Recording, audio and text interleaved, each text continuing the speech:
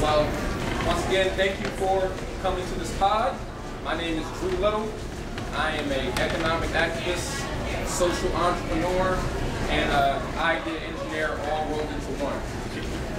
I founded a student-driven new media incubator cooperative called the Illuminated Ventures Project, or the LVP for short. This past October, I started a year-long challenge called the Dream Journey, where I gave up my home. I'm couch surfing for a year. I gave away 90% of my belongings to the homeless, and the only income I bring in is from my own individual entrepreneurial efforts. And the reason I did that is because one of the demographics we're targeting is disadvantaged youth. And I want to show them if I can start with nothing, you can as well. One conversation has the power to change how you think about everything. Are you ready to start that conversation? Yes. Yes.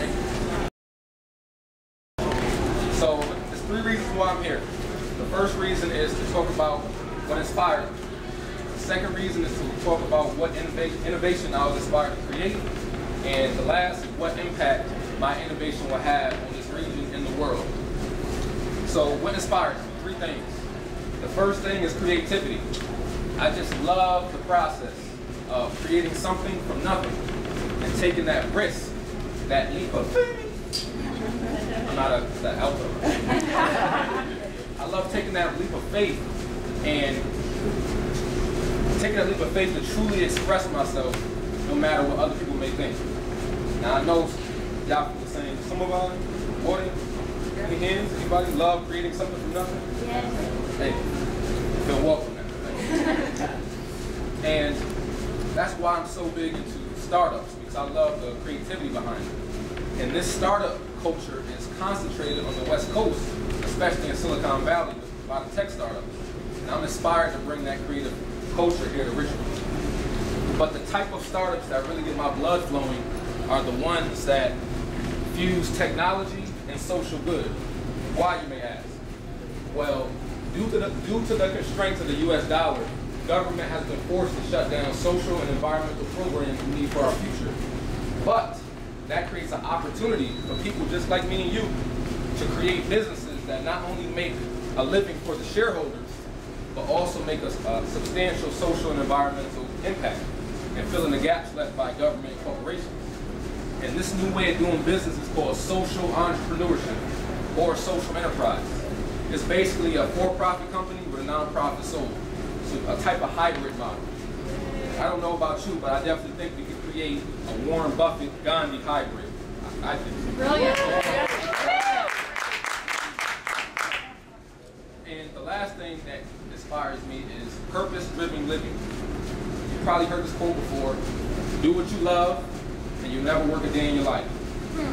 I'm a big believer in that, because I feel each one of us has a mission to fulfill while we're on Earth. And I feel once we become aware of that mission, life then has meaning. We no longer waking up ready the alarm clock. We wake up excited, ready to go. Ready to go. Brilliant. So that brings me to my mission, which is to help humanity live creative, purpose-driven lives in a sustainable world. So, what innovation I was inspired to create? I'm going to start with a quote by Baron Rothschild of the banking elite. He said, "Give me control over a nation's currency, and I care not who makes its laws." I'll say that one more time. Think about that. Baron Rothschild said, "Give me control over a nation's currency, and I care not who makes its laws." Does anybody know how this is created? Who creates it? Yes, the Federal Reserve. The Federal Reserve is not a government entity, it's a private corporation. And they create these dollars through loans, through interest-based loans. And 97% of money in the economy is digital.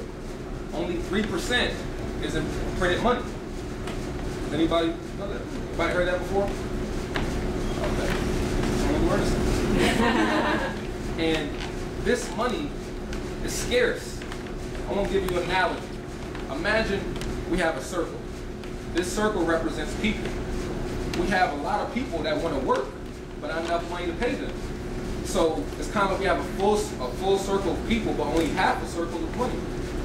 Where does that other half come from? And that's what we're talking about. So in our current economy, like I was saying, it's similar to this. A jug of water, you know, pretty halfway down or a quarter way down. But imagine we have 500 dehydrated people and they need water. I'm gonna get a couple drops. It's the same thing with money. I want to give you a simulation on how that works. Now, I had another role player that's supposed to come today, but she didn't make it, so I might need one more person. Any volunteers? Wahid is going to be the banker. Okay, Wahid is the banker, and me and Peyton. Me and Peyton are the borrowers. Now, this is a simulation how money gets in the economy. Okay, I need let's imagine this $20 is $1,000. Okay, so you can give her one, give me one. Thank you. Now, like I said, remember, the only way this money gets in the economy is through interest. So say he loaned us $1,000 and said we got to pay back $2,000. Where does that extra $1,000 come from? Out of the air, out of thin air. He created it, right? So we got to pay him back double. So we have $2,000 in existence. We got to pay him back $4,000. How do we get that extra $1,000 each to pay him back? There's two different ways. You can steal it or compete. Only two ways you can get that money to pay back the banker. So basically, bankers are creating money out of nothing. So why can't people create money as well? Well, this new type of money that people can create is similar to something like this. It's not scarce like this type of money. It's abundant and on demand. And this type of money is called mutual credit. Mutual credit is when a group of people agree to create and utilize their own means of payment. The purpose of any mutual credit system is to create a money that's separate from, but is complementary to national currency. And it's not created in banks and government, but created in a community of members. So let me give you another analogy or simulation about that. Instead of, now, Wahid is no longer a banker, we remove the middleman now. Now, say for example, I'm a web designer and he's a chef. Wahid needs a website done. So he creates 200 credits. The same way how banks create money out of thin air, he can create money. But his money is backed by his goods and services that he creates. So he gives me 200 credits to make his website. Now I have 200 credits in my possession. Say you are a copywriter. I need some copywriting. So I give you 100 credits, so you charge that. Now I got 100 credits left. Say you hungry and want some food, he's a chef. You can pass that 100 credits to him. The same way we do with this. And the innovation I was inspired to create, we're creating a real world, a member-owned, real world social networking game that uses mutual credit instead of real money to exchange with members. So it's kind of like a 21st century bartering, but it's transcending bartering because money is that medium exchange that transcends barter. So we're creating a pilot project at VCU to, document the findings and see how it works, because there's already 2,500 different local communities around the world doing this.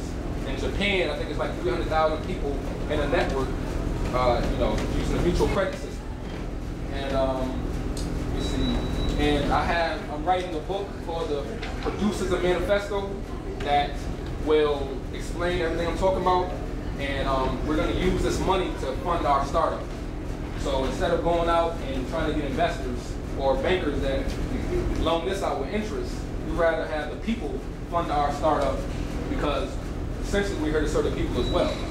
And that's it.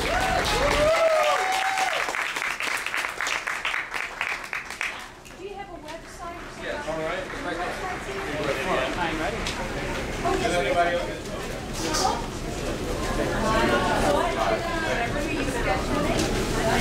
Sorry. And we're trying to create a real world game at VCU. It's going to be our pilot project. Is there another gong time? Oh, it's okay. Did you get one?